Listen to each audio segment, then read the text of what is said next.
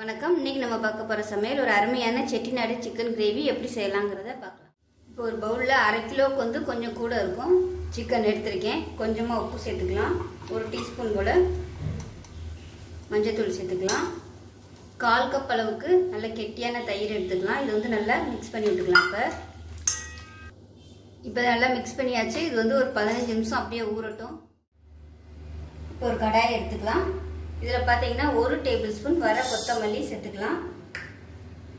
அதோட 1/2 table spoon சோம்பு, 1/2 table spoon ஜீரகம், 1/2 டேபிள் ஸ்பூன் மிளகு, 1/4 டீஸ்பூனுக்கும் கொஞ்சம் கம்மியாக கசகசா, இது எல்லாத்தையும் வறுத்துக்கலாம்.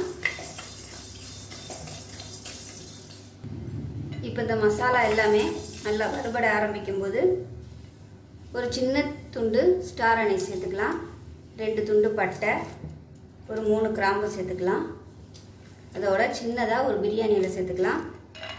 இது கூட பார்த்திங்கன்னா ஒரு 4 வரமிளகாய் சேர்த்துக்கலாம். ஒரு ஏலக்காய், ஒரு 3 முந்திரி பருப்பு சேர்த்துக்கலாம். முந்திரி பருப்பு எதுக்குன்னா அந்த மசாலா எல்லாமே நம்ம கரம் மசாலா சேர்க்குறதுனால கொஞ்சம் ஒரு மாதிரி எரிச்சல் இருக்கும். ஃப்ளேவர் கொஞ்சம் அதிகமாக இருக்க மாதிரி இருக்கும். அதனால் முந்திரி பருப்பு சேர்த்துட்டோம்னா அந்த மசாலாவோட எரிச்சல் இருக்காது.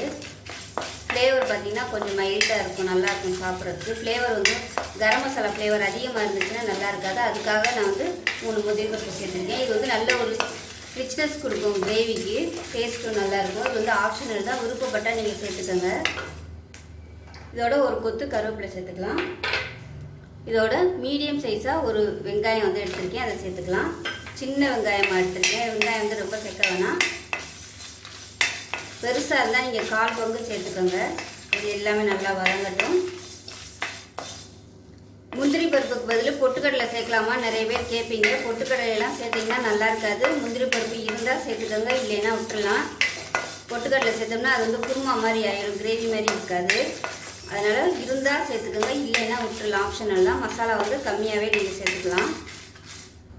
இப்போ நல்லா வறுபட்டுருச்சு, நல்ல ஒரு வாசனை வருது. இதை கேஸ் அமர்த்திட்டு ஆற விட்டு நல்லா நைஸாக அரைச்சிக்கலாம். இப்போ ஒரு குக்கர் எடுத்துக்கலாம். இதில் தேவையான அளவுக்கு எண்ணெய் சேர்த்துக்கலாம். மசாலா நல்லா வதக்கணும், அதனால் எண்ணெய் கூட இருந்தால் தான் நல்லாயிருக்கும். எண்ணெய் சூடானதும் ஒரு 1/4 டீஸ்பூன் போல் சோம்பு மட்டும் சேர்த்துக்கலாம். இதோட கருவேப்பிலை சேர்த்துக்கலாம். இதோட பார்த்தீங்கன்னா 2 பச்சை மிளகாய் கீரிட்டு எடுத்து வச்சுருக்கேன். மீடியம் சைஸாக ஒரு பெரிய வெங்காயம் நல்லா பொடியாக கட் பண்ணிட்டு வச்சுக்கலாம். பெரிய வெங்காயத்துக்கு பதிலாக சின்ன வெங்காயம் சேர்த்திங்கன்னா நல்லா டேஸ்ட்டாக இருக்கும். உப்பு கொஞ்சமாக சேர்த்துக்கலாம். வெங்காயம் வதங்கினதும் 1 டேபிள் ஸ்பூன் இஞ்சி பூண்டு பேஸ்ட்டு போட்டு வதக்கிக்கலாம். இஞ்சி பூண்டு பேஸ்ட்டு பச்சை வாசனை போக வதக்கியாச்சு. இப்போ நம்ம அரைச்சி வச்சுருந்தா மசாலா பேஸ்ட்டை சேர்த்துக்கலாம். இப்போ இந்த மசாலா வதங்கிட்டு இருக்கும்போது மிளகாத்தூள் சேர்த்துக்கலாம்.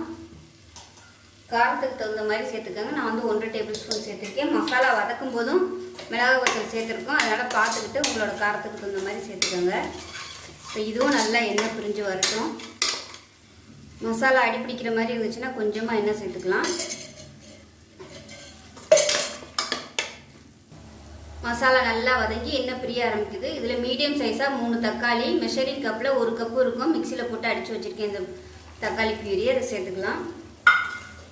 இதுவும் நல்லா வதங்கி எண்ணெய் பிரிஞ்சு வரட்டும். இப்போ இந்த மசாலாவுக்கு தேவையான உப்பு சேர்த்துக்கலாம். சிக்கன் உப்பு போட்டு ஊற வச்சுருக்கோம், அதனால் இதில் கம்மியாக சேர்த்துக்கோங்க. இதில் கொஞ்சமாக மஞ்சள்தூள் சேர்த்துக்கலாம். இப்போ எல்லா மசாலாவும் நல்லா வதங்கி எண்ணெயெல்லாம் விட ஆரம்பிச்சிருச்சு. இந்த ஸ்டேஜில் நம்ம ஊற வச்ச சிக்கனை சேர்த்துக்கலாம்.